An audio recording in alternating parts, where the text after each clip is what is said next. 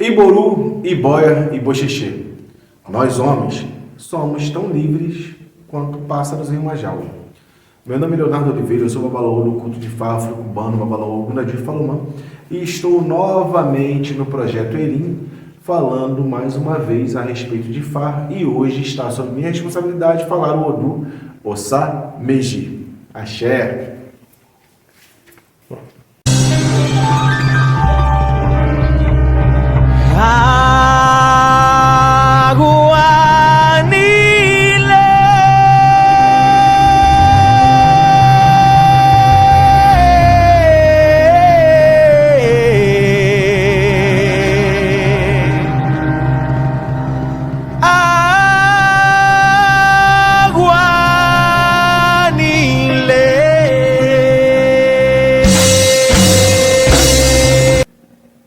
Então, Origem do Saber, estamos aqui novamente no Projeto Erim falando um pouco mais sobre Fá. Hoje eu vou falar do Odu Ifá Ossa Meji. O Odu Ifá Ossa Meji, ele reside na mente de muitos seres humanos, inclusive das mulheres e até alguns homens que eventualmente são do culto brasileiro de Orixá, o Candomblé e outros segmentos, inclusive, porque ele é onde baixa no planeta Terra as senhoras, as grandes mães pássaros, as Eleiés. Então, elas vieram, inclusive, nesse Odu para o nosso mundo, tá?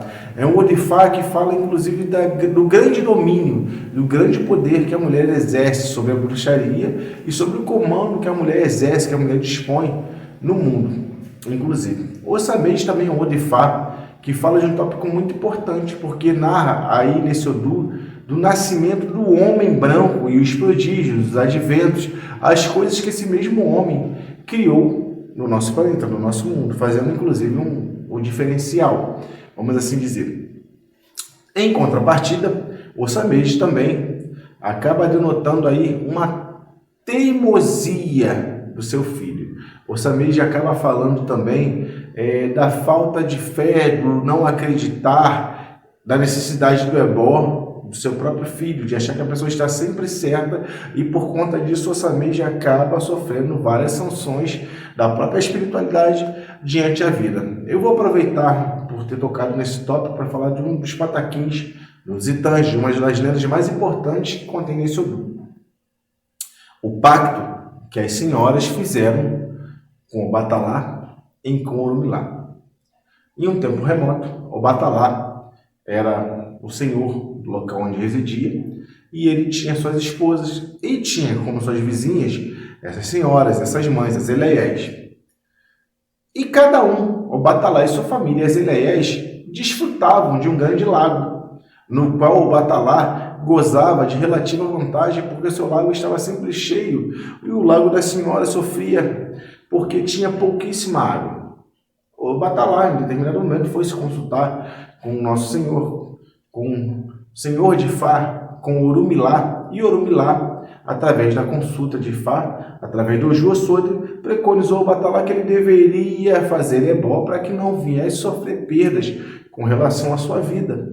O Batalá, que tinha uma vida muito equilibrada, uma vida quase perfeita, com mulheres, com filhos, achou que não seria necessário fazer ebó.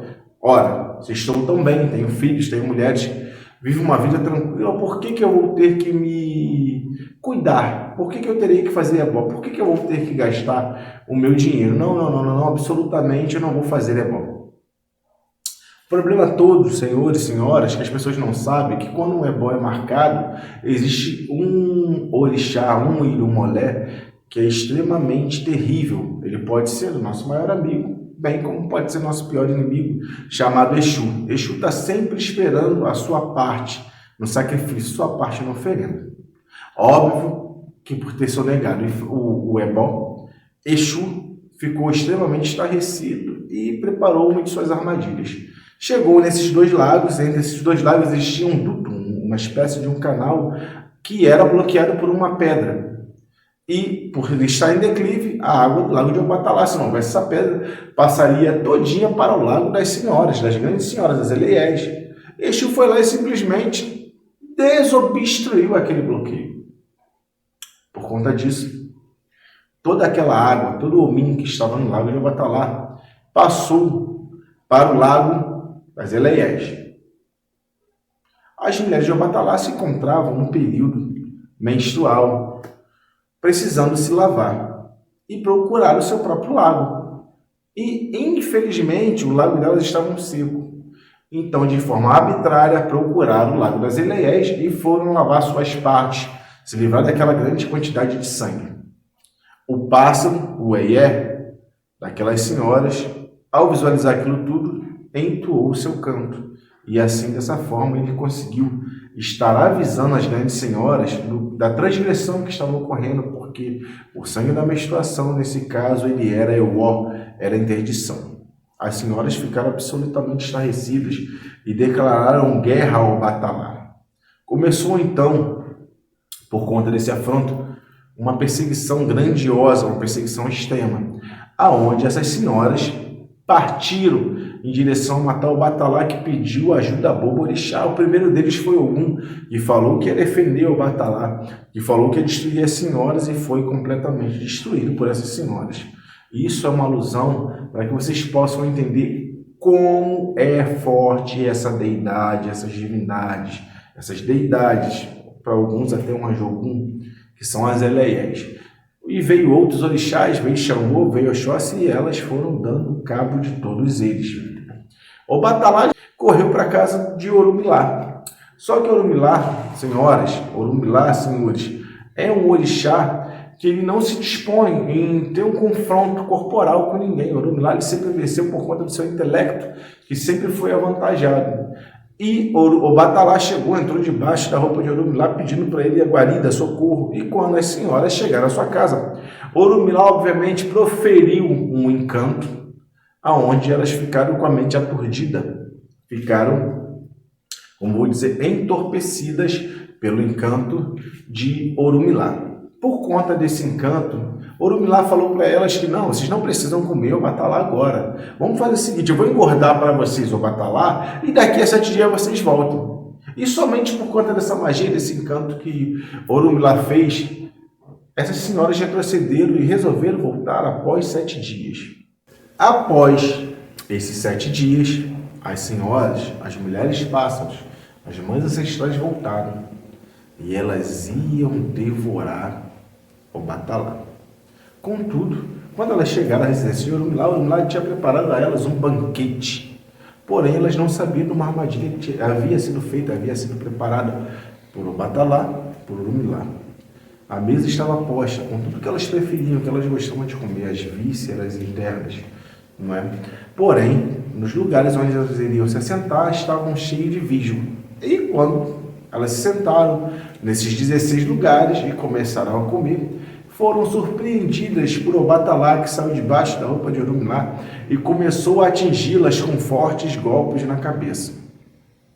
Como elas eram senhoras pássaros, estavam presas no visgo, pouco puderam fazer.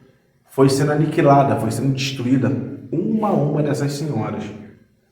A mais velha delas conseguiu, por muito esforço, se desprender. E ao ter que enfrentar o Obatalá sozinha, ela correu e se escondeu debaixo da túnica, debaixo da roupa de Orumilá. O Obatalá ia dar o seu golpe fatal, ia destruir, ia matar essa senhora, essa Eleia, essa Yami. Quando Orumilá falou para ele, Obatalá, você me dá o seu agur, dá-lhe de mim, babá, me perdoe. Mas, da mesma forma que eu salvei o Senhor quando o Senhor me pediu ajuda, eu não posso negar ajuda a quem quer que me procure e me peça auxílio. Então, por favor, não mate essa senhora. E ao não matar essa senhora, ele descobriu que essa senhora estava grávida. E selaram, então, os três um pacto, aonde ela se comprometeu, por gratidão, em jamais atacar ou destruir quaisquer filhos de Orumilá que não transgredisse as leis, que não transgredisse seus heróis e que não atentasse contra Ifá ou contra as leis naturais da vida, sem o consentimento de Orumilá. E por mais gratidão ainda, ela ofereceu os seus filhos, que nós conhecemos como as aves, que são os frangos, os galos, galinhas, pássaros, bichos de ave, para que possa ser oferecido a Bobo-Orixá, aos demais orixás, em virtude de fazer o ebó para que se salve a humanidade, dando também a Orumilá um prazo e a prerrogativa de salvar pessoas alheias quando o sangue desses animais, o sangue dos seus descendentes sejam regados pelas suas portas. Enfim, o ebó proferido por Orumilá, ele tem uma ação direta, funcionando como um IPC contra essas senhoras. Então, esse pataquim, ele narra, inclusive, de uma grande luta que existiu e do poder inenarrável que tem essas senhoras, essas mães ancestrais, do poder inenarrável que toda mulher, que todo ser que carrega um útero possui. As mulheres são poderosas, as Eleiés são poderosas. Se não fosse a perspicácia de Orumilá, dificilmente o Batalá e o próprio Orumilá teriam se salvado. Esse Orifá narra, inclusive, que sonegar ebó vai trazer a fúria de Exu. E principalmente quando esse ebó é relacionado a essas senhoras, o que a pessoa da tradição nigeriana conhece como IPC, e nós conhecemos como obras, porque sim, o nosso Ifá afro-cubano possui diversos IPCs que são nomeados, tem nomenclatura de obras. Dificilmente o ser humano se salva. A importância de fazer Ifá.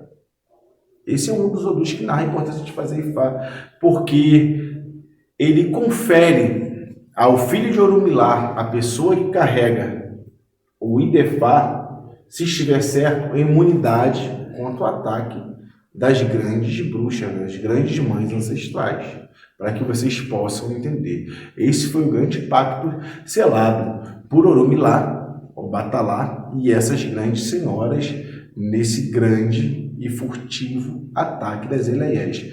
Lembrando, gente, que a culpa, na verdade, não foi dessas senhoras. O Batalá sonegou os ebós. E por conta disso, pagou Ogum, pagou Xangô e pagou outros orixás que tentaram, enfim, se interpor no caminho de Obatalá, para que ele não morresse, para proteger o próprio pai.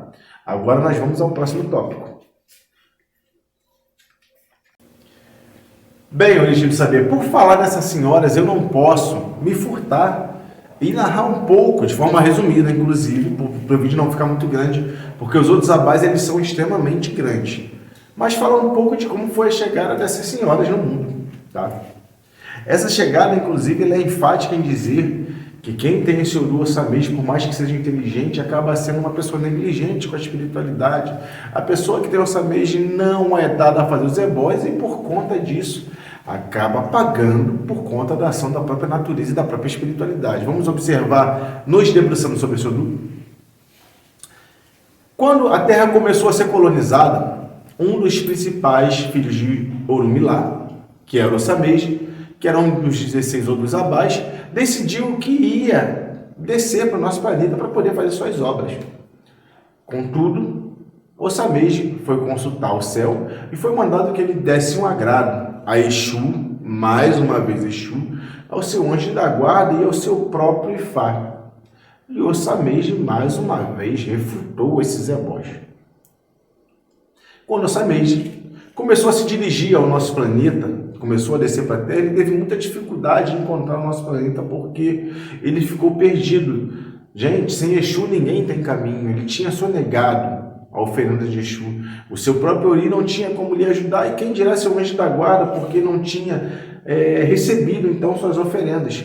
E Ossamês ficou perdido, e ao chegar em um rio, depois de muito tempo batendo cabeça no trajeto, ele encontrou uma pequena ponte. E antes dessa pequena ponte, ele se encontrou com as grandes senhoras mães ancestrais. E elas estavam muito debilitadas, elas não tinham força para atravessar essa ponte. E nenhum outro orixá queria dar uma ajuda que fosse para poder atravessar, conhecendo inclusive a característica perigosa dessas senhoras, o ser terrível e poderoso que elas eram. Elas encontraram Ossamês e falaram: Ossamês, você pode me ajudar? Eu que sou a grande mãe ancestral, eu que represento o poder feminino, atravessar a ponte. E Ossamês falou: olha, essa ponte, ela é muito estreita, ela não vai aguentar o peso de mais de uma pessoa. E elas não têm problema, Ossamês. Se você abrir a sua boca, nós vamos entrar dentro da sua boca e atravessamos com você. Do lado de lá, nós saímos. E Ossamej falou, tá, entra aí. E as grandes senhoras ancestrais entraram pela boca de Ossamej. O interessante disso tudo é que Ifá Nissodhu, ele é muito enfático em falar sobre um corpo metafísico, que inclusive a pessoa do espiritismo científico, sobre o kardecismo, sobre o espiritismo, chama inclusive de perispírito, vocês vão observar mais à frente no Pataquim. Elas entraram por dentro da boca de Ossamej, algo que fisicamente, pela física que nós conhecemos no mundo, é extremamente impossível, e atravessaram a ponte. E após atravessar essa ponte, Ossamej chegou do lado de lá. Bem, senhoras, chegou a hora de vocês sair. Estamos no mundo. E elas falaram, Ossamej, nós estamos debilitadas, nos encontramos de seu estômago num local perfeito, onde podemos comer tudo e viver da forma que queremos. Nós não vamos sair. E Ossamej sentiu aquele calafrio na espinha e percebeu que estava em apuros e falou para essas senhoras, olha, se vocês não saírem eu vou matar vocês de fome, eu não vou comer nada. E elas falaram para Ossamej mais uma vez, bem, não tem problema nenhum, você tem um coração, tem pulmão, tem rim, tem fígado, tem suas vísceras. A gente se alimenta por aqui. Ossamej tremeu de medo. E quando ele pegou os seus artifícios de papo, o seu opelê, para poder fazer a consulta para ele mesmo, sentiu uma mordida no fígado. E aí começou a dar um problema. Ossamej jogou e viu que tinha que fazer uma oferenda. E fez oferenda, deu esse cabrito, esse bode para Exu, e pegou suas vísceras e preparou um delicioso e perfumado alimento com as vísceras desse bode.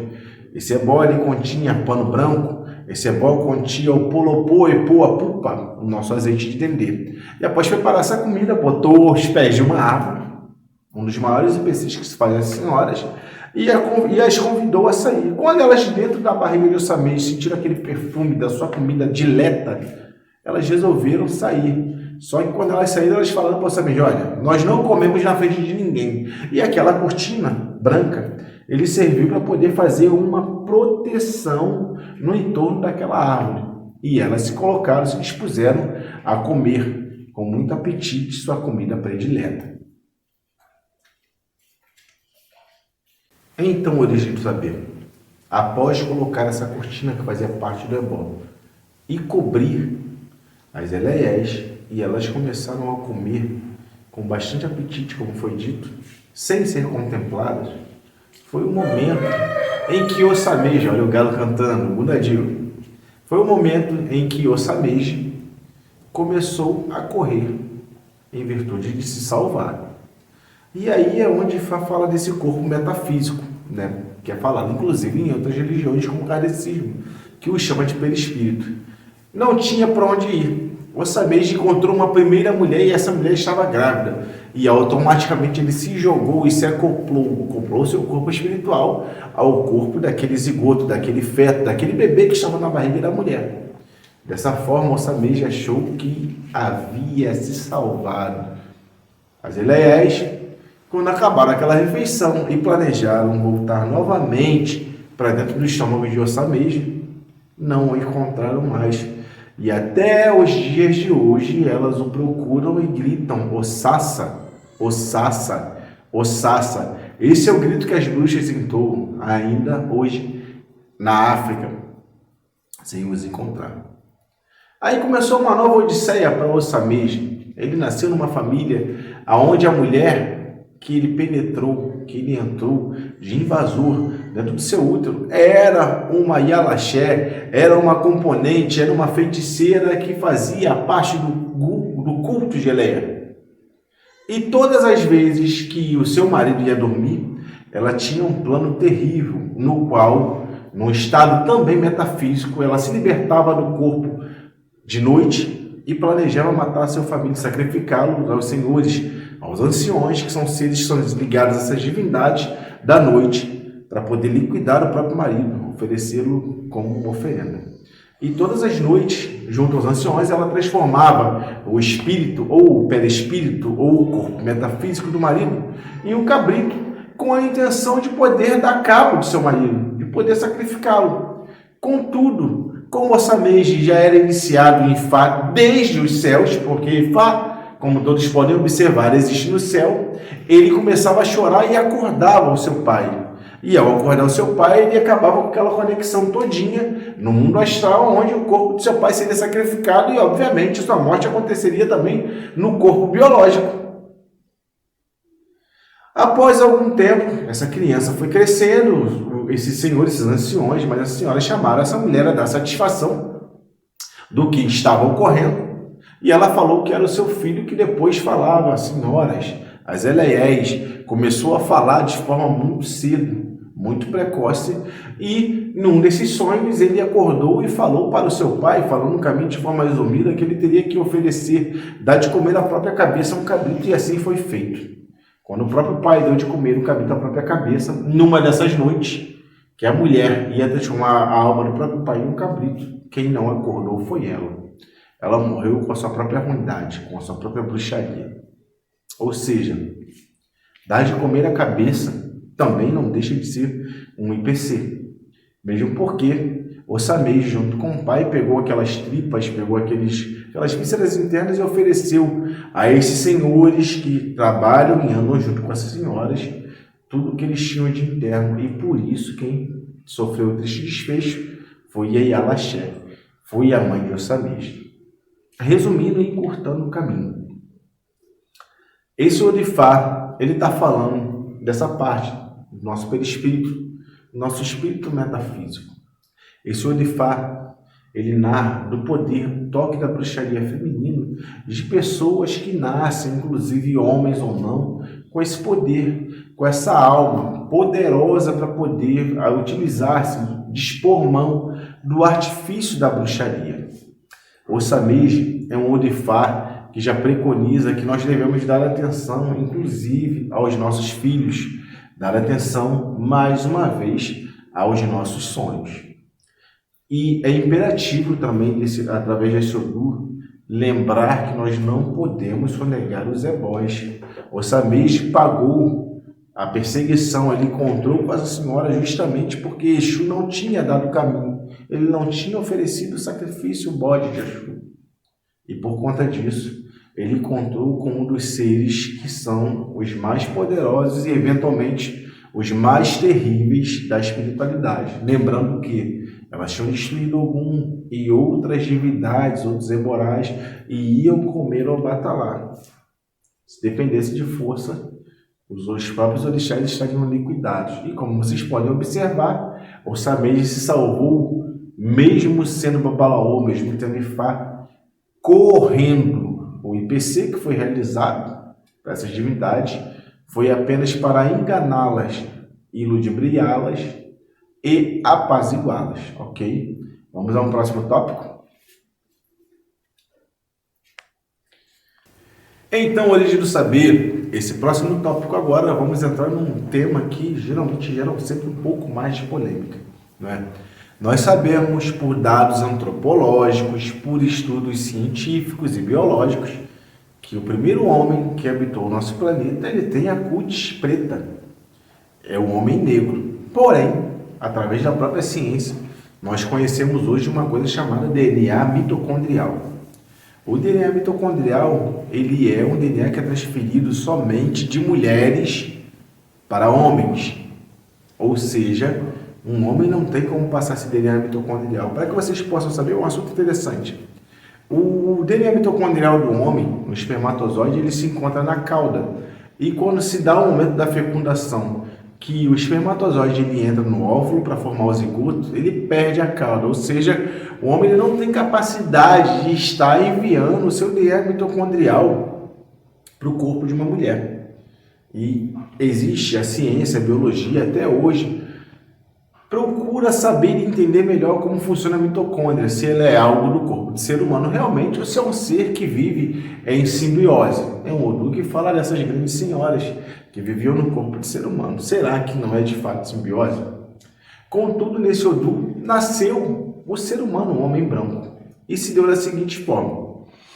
Uma das mulheres que tinha esse Odu, Ossamej, antes de descer do céu para a terra, pediu para o Olodumare, pediu para o Olof, vou falar esse caminho de forma bem reduzida, porque senão o vídeo vai ficar grande demais, tá? Para que ela tivesse um filho que fizesse a diferença no mundo.